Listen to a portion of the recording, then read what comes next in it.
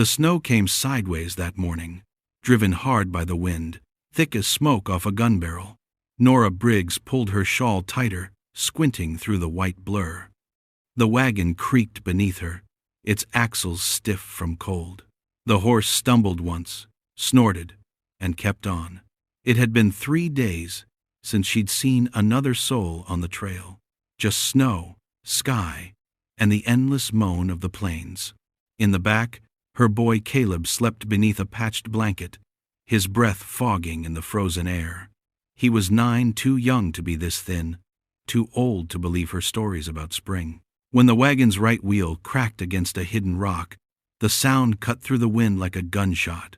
The horse reared, and the wagon lurched sideways into a drift. Nora fought the reins, but the animal froze steam rising from its nostrils, eyes rolling white. The wheel was split clean through. She sat there, heart pounding, staring into the white. There was no road anymore, no direction, just the world swallowing itself in snow. Then, through the flurry, she saw it. A shape against the hill, gray and angular, half buried in drifts. A house. "Caleb," she said, her voice hoarse. "Wake up, son. We've found something." He stirred, blinking. "A town? Not quite. But it's got a roof." They left the wagon where it sank and trudged uphill. The snow reached Nora's knees, biting through her skirts. The closer they came, the clearer it grew. A 2-story house with a wide porch, its boards warped by years of wind. The windows were dark, the chimney choked with ice, but the structure still stood tall, proud even in ruin. The door gave when she pushed it, stiff but not locked. Inside was silence, the kind that had weight to it. The air smelled of wood rot, dust, and faintly of smoke long gone. A stove sat in the corner, black with soot. A single chair lay overturned beside it, half buried in snow that had blown in through a broken pane. Caleb clung to her coat.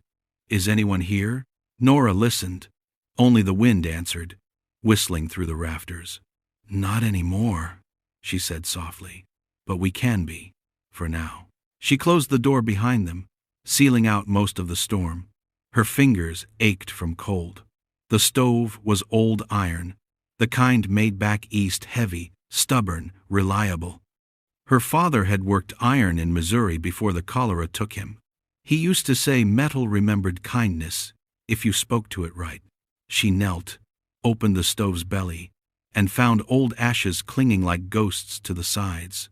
"Maybe you'll breathe again," she murmured, reaching for her match tin. She had only 2 left.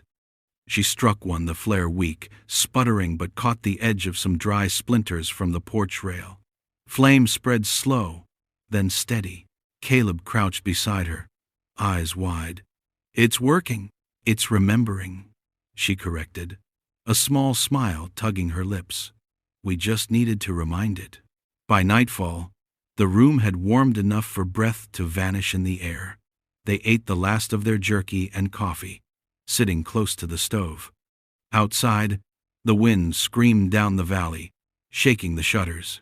Inside, the sound softened to a hum, almost like the house was singing under its breath. When Caleb fell asleep, Nora walked the hall with her lantern. Wallpaper peeled in curling strips, floors bowed but solid. The place hadn't been abandoned long, 10 years maybe, 15 at most. Upstairs, she found a room where the ceiling hadn't caved. A child's toy horse sat on a dusty shelf, one wheel missing. She turned it in her hands, then set it back carefully, as if afraid to wake something. The next morning, the storm had eased, leaving the world white and blinding. She checked the barn, half collapsed, but the roof held in one corner, enough space for the horse and what was left of their supplies. The well still worked after she broke the ice on its mouth, and the water came up clear and shockingly cold. That evening, while Caleb dozed by the fire, Nora stepped out onto the porch. The snow glowed blue under the moon. In the distance, a dark speck moved along the frozen road, slow, steady, deliberate.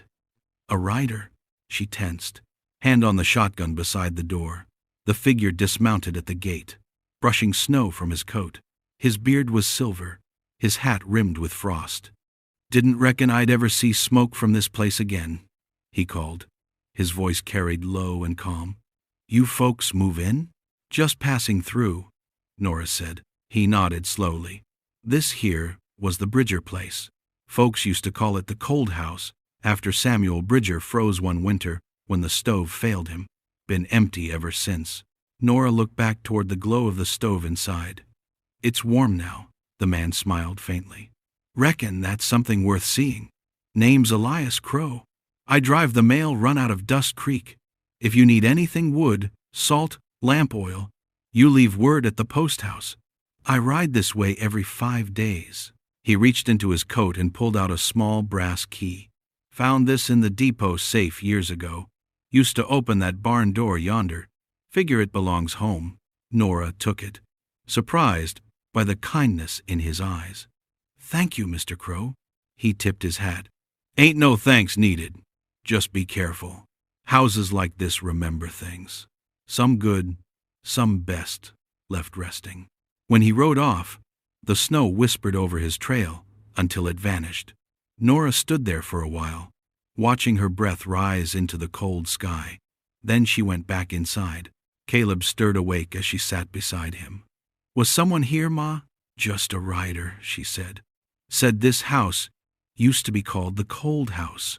Maybe we can make it the Warm One," he mumbled sleepily, curling closer to her. Nora smiled into the firelight. "Maybe we can." Outside, the wind eased to a sigh, brushing the eaves like a hand over an old scar. Inside, the stove crackled, the iron ticking softly as it expanded in heat. The house listened, patient and still, as if deciding to believe in warmth again. The days that followed blurred into one long stretch of white. Snow kept falling, softer now but endless, muting every sound until the world seemed to hold its breath. Nora and Caleb built a rhythm out of necessity: fetch wood, boil water, mend what could be mended. The stove became their heart, glowing steady, its warmth spreading through the walls like veins waking under skin. Every morning, Nora walked the perimeter of the place, studying the sagging barn and the hollow windows upstairs. She spoke to the house sometimes without realizing it. "You held up well." Or, "We'll patch that soon, don't you worry." Maybe loneliness made her do it, or maybe she just felt the place listening back. On the 5th morning, a shadow moved against the snow-blind horizon. A rider, again broad-shouldered, same bay horse, Elias Crow. He dismounted slow, leading the horse toward the porch. "Morning, Mrs. Briggs," he called, voice muffled by his scarf. "Brought what I could, lamp oil, nails, bit of salt pork." He lifted the bundle from his saddle and set it down by the door. "You didn't have to," Nora said, surprised. "Maybe not," he replied, stamping snow from his boots. "But a man's got to ride somewhere in weather like this, else he forgets how to move." She let him in. The warmth hit him first. He stopped, just past the threshold, eyes sweeping the room, the patched walls, the lit stove. Caleb crouched over a tin plate of beans. "Well, I'll be damned," he said softly. "Didn't think I'd ever see this place breathing again." Nora smiled faintly. It just needed someone stubborn enough to believe it could. He gave a gravelly chuckle. "Ain't that the truth? Old Bridger built this place for his wife, Clara. They said she never liked the plains, called it too empty, too cruel. He'd light every lamp, just to make her think the world was still full of something. What happened to them? Blizzard took her one winter while he was hunting near the river. He stayed here after that. Folks said he'd talk to the house like she was still inside. Then one February, they found him by the stove fire, gone cold." Nora glanced at the iron beast beside them. Its heat was steady now, pulsing like a heart. "Maybe he was just waiting for someone to finish what he started," she said. Elias looked at her for a long moment, then nodded. "Maybe you're right." He helped her fix the hinges on the door that afternoon, his gloved hands steady despite the chill. Caleb watched, handing nails when asked, eyes bright, with the kind of attention only a child could give. When they were done, Elias leaned against the frame, satisfied. That ought to hold till spring. Before he left, he said, "You write. If you need anything. Mail runs slow this time of year, but I'll make the trip." "I don't write much," she admitted. "Then leave a note in the box at the station. Words don't have to be fancy to be heard." After he rode off, the silence returned, softer than before. The world outside glittered with frozen light. Inside, the house hummed a quiet, living sound. That night, while searching the pantry for anything edible, Nora noticed a loose panel near the back wall. She pried it open and found a small wooden chest covered in dust. Its hinges groaned when she lifted the lid. Inside were folded papers tied with a faded blue ribbon letters. The first was dated 1836. The ink had bled in places, but the handwriting was elegant, deliberate. "My dearest Clara," it began, "the snow has set in early this year. The cattle are thin, the fields asleep. Yet when I see the lamplight in your window, I swear this land feels less empty. If ever these walls grow cold, I pray someone will remember the warmth we built here." Nora read the letter twice, her throat tightening. The next few were the same short notes, all written by Samuel Bridger to his wife. Some spoke of storms, others of loneliness, all of love. The final one was dated the winter she died. "I lit every lamp, Clara, every single one. Still, the dark came in. I'll keep the fire burning till you come home." Nora closed the box gently, her hands trembling. When Caleb woke the next morning, she told him the story of the letters as they ate breakfast. His eyes widened. "So they loved each other, even after." "Even after," Nora finished softly. "Some things don't freeze easy." They spent the next few days mending the house, using planks from the barn to patch the holes in the porch. Caleb painted a sign on a piece of wood with charcoal. "Cold House, 1850. He nailed it to the post by the gate, proud as a sheriff with a new badge. The storm returned the following week, hard and fast. Wind howled through the chimney, and snow pressed against the windows like fists. Nora fed the stove until her arms ached. The roof creaked and shuddered. "We'll hold, won't we?" she whispered to the house. It answered with a deep, steady groan, the sound of wood settling, refusing to give. When dawn finally broke, the world lay buried in white. The fence posts were gone, the well nearly lost, but the house still stood, the stove still burned, and Caleb, grinning in the morning light, said, "Guess it likes us, Ma." She looked around at the cracked beams, the frost on the glass, the steady hum of heat in the pipes. "Then we'll give it a reason to." That afternoon, while sweeping snow from the porch, Nora heard a faint crunch behind her hoofbeats again. Elias Crow rode up through the drift, coat rimmed with frost, and dismounted. He handed her a wrapped parcel. "For you and the boy," he said. "Had the general store bake a loaf this morning before I set out. Don't ask how much I paid to make him light the oven that early." Nora blinked at the still warm bread in her hands. "Mr. Crow." "Aye," he shook his head. "Don't mention it. This place." He glanced toward the glowing window. "It's good seeing smoke rise from that chimney again. Reminds folks that the plains ain't just a graveyard." She smiled. "Then maybe we'll keep the smoke going a while longer." Elias tipped his hat, eyes kind. "You do that, Mrs. Briggs. Some things out here are worth keeping alive." After he rode off, Nora stood on the porch for a long while, the bread cradled in her hands, steam curling into the cold air. Inside, Caleb was humming by the stove, and the sound carried through the house like a heartbeat. The cold house was no longer silent. It was remembering how to live. By late February, the storms came less often, though the cold still bit like an old debt. The snow around the cold house had hardened to glass, shining blue under the sun. Every morning, steam rose from the chimney, a flag of survival. Nora Briggs had learned the rhythm of the place by now, how the stove rattled before the fire caught, how the floor creaked in greeting, when she stepped from her room, how the wind sighed through the cracks like a restless spirit, still deciding whether to stay or leave.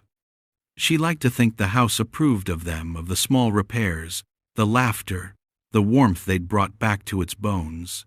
Caleb had turned the parlor into his fort, filling it with his sketches and little carvings he made from broken chair legs. The boy had grown steadier, surer, his cheeks less hollow. Each night he sat by the stove, carving while she read the Bridger letters aloud, stories written in ink long faded, but heart still fresh. One morning, the sound of hooves broke the stillness. Caleb looked up from his carving, grinning. "It's Mr. Crow." Nora opened the door before the knock came. Elias Crow stood there, dusted white from travel, his beard crusted with frost. "Morning, Mrs. Briggs," he said. "Seems I can't pass this ridge anymore without checking that chimney still smokes." "Still does," she said, smiling. "You're just in time for coffee, if you don't mind it weak." He stepped inside, stamping the cold from his boots. "Coffee's coffee out here. Strong or not, it still tastes like mercy." While Caleb stirred the pot, Elias looked around the room, the patched curtains, the broom by the wall, the tin plates drying on the table. "You've turned this old tomb into something alive," he said. "Never thought I'd see that." Nora poured his cup. "We found letters," she said quietly, "from Samuel Bridger to his wife. He kept writing her even after she was gone." Elias nodded, his eyes distant. "Ain't surprised. He loved her fierce. Folks used to say when he built this house, he carved her name into the main beam above the hearth." Nora blinked. "Her name?" He pointed. "Right there, above your stove. See that carving?" She squinted in the firelight and saw it faint but real. "Clara." The letters were worn smooth by time and smoke. Something in her chest tightened. "He wanted her to stay," she whispered. "Maybe he got his wish," Elias said softly. They spent the rest of the morning mending the barn roof together. Elias moved with the ease of someone who'd done more winters than most could count. Caleb fetched nails, pretending to be their foreman. When the last board was in place, the wind shifted, carrying the faint scent of thawing pine. For the first time in months, the air didn't taste of iron and snow. That evening, after Elias rode off, Nora went through the chest of letters again. Beneath the last one, she found something she hadn't noticed before, a smaller envelope, sealed with red wax. The writing was shaky, as if penned by a dying hand. "To whoever finds our home," it began, "this house was built on love, and it will not die unless forgotten. If the snow buries it, dig it out. If the cold claims it, light a fire. Do not let it sleep forever. There is warmth here still, waiting for hands that need it." She read it aloud to Caleb by lamplight. His eyes shone. "So they built it for people like us? Maybe they just built it for whoever needed a place to stay," she said softly. Same difference. For days afterward, she thought about that letter, about how places could remember kindness long after the people were gone. March came in hard but hopeful. The snow turned to slush by day and froze again by night. The creek at the bottom of the hill began to whisper under its crust of ice. And with the thaw came visitors. The first arrived on a gray mare just after sunrise, a woman bundled in a tattered shawl, her cheeks raw from wind. In her arms, she carried a baby wrapped in quilts. "Please," she said when Nora opened the door, voice shaking. "The road was worse than I thought. My boy hasn't eaten since yesterday." Without thinking, Nora stepped aside. "Come in, there's heat." The woman crossed the threshold, eyes wide at the warmth. "I didn't think anyone lived here." "Neither did we," Nora said gently. "Until we did." She fed them stew, thin but hot, while Caleb entertained the baby with a bit of carved wood. The woman's name was Mary Dean. Her husband had gone to find work in the mines and hadn't returned. She'd set out east but lost the road in the storm. "You can rest here a few nights," Nora said. "No one's turning you out into that snow." Mary's eyes filled. "I don't know how to thank you." "Don't," Nora said simply. "Someone else built this warmth. We're just keeping it alive." When Elias came 2 days later, he found the house fuller and louder, Caleb laughing, the baby crying, Mary humming softly by the fire. He stood in the doorway, smiling in disbelief. "Well, I'll be," he said. "The cold house has company." Nora smiled back. "Maybe it's time it stopped being called that." Elias chuckled. "Then what'll you call it?" She looked at the stove, at the steam fogging the windows, at the baby asleep in Mary's arms. "The warm house," she said after a moment. "Seems it's earned the name." He tipped his hat. "A fitting one, ma'am. Maybe this land's been waiting for someone to give it that." When night came, the snow started again, but it fell softly this time, like a memory instead of a threat. Inside, the laughter rose and blended with the crackle of the stove. The air smelled of stew and wood smoke, of life returning to a place that had gone too long without it. Later, when Caleb had gone to bed and Mary slept by the hearth, Nora stood at the window. The world outside was white and endless, but the light from the house spilled warm across the drifts. She thought of Samuel and Clara Bridger, of the letter she'd found, of the way the house seemed to hum beneath her feet. "We're keeping your promise," she whispered. Somewhere deep in the beams, the wood gave a low, contented groan, like an old heart remembering how to beat. By the time the first thaw rolled fully through the valley, the world had changed its sound. The howling of winter was gone, replaced by the soft drip of melting snow and the creak of trees coming back to life. Water ran freely again in Dust Creek, and the air smelled faintly of pine and wet earth. The cold house, no, the warm house, as Caleb insisted on calling it, stood proud on the hill, its windows catching the early spring light. The snow had peeled back from its foundation, revealing the earth beneath like skin healing after frostbite. It wasn't perfect. The porch still leaned, the roof still wore scars from years of neglect, but inside, the rooms were alive. Smoke curled lazy and content from the chimney, and the scent of bread baking drifted out the open door. Nora stood at the stove stirring a pot of stew, sleeves rolled up, cheeks pink from heat. Mary Dean sat at the table mending a shirt, while her baby babbled on the floor beside her. Caleb whittled a new toy horse from a scrap of pine. The rhythm of life had found them steady, unhurried, good. When the knock came, Nora almost didn't hear it. She opened the door to find Elias Crow standing there, hat in hand, a broad smile under his grizzled beard. "Morning, Mrs. Briggs," he said. "Thought I'd best check on my favorite chimney before I got too used to seeing its smoke from afar." "Come in, Elias," she said, laughing softly. "You're just in time for supper." He stepped inside, brushing the chill from his coat. His eyes swept the room, the patched curtains, the tidy hearth, the people gathered close. "Looks like this place has turned into a whole settlement," he said. "Not quite," she answered. "But it's home for now." They ate together, talking over the firelight. Elias told stories about the trail, the thawed rivers, the settlers heading west again, a herd of elk seen down near the timberline. Caleb listened wide-eyed. Mary smiled for the first time in weeks. After supper, when the others had gone to rest, Nora and Elias stepped out onto the porch. The night was mild, the stars sharp and close. Down in the valley, the snow shone silver under the moon. "She's holding strong," Elias said, nodding toward the house. "She?" Nora raised an eyebrow. "Well, any place that's stubborn's gotta be a woman," he said with a grin. Then quieter, "You've done something here, Nora. Most folks would have passed this place by and never looked back." "I didn't plan it," she said softly. "I just needed somewhere to stop running." He looked at her a long while, eyes kind. "That's all any of us ever need." They stood together in the cold for a while, the sound of the creek whispering below. Somewhere inside, Caleb turned in his sleep. The stove popped, settling into its glow. Weeks passed. The snow vanished from the fields, leaving wet brown earth behind. Wildflowers began to push through the banks of the creek. Word spread slowly, as it always does in the west of a house on Dust Creek Hill that burned its stove all winter, that took in travelers and turned no one away. First came an old miner whose leg had given out on the trail. Then a young man with frostbitten hands, heading west to find his sister.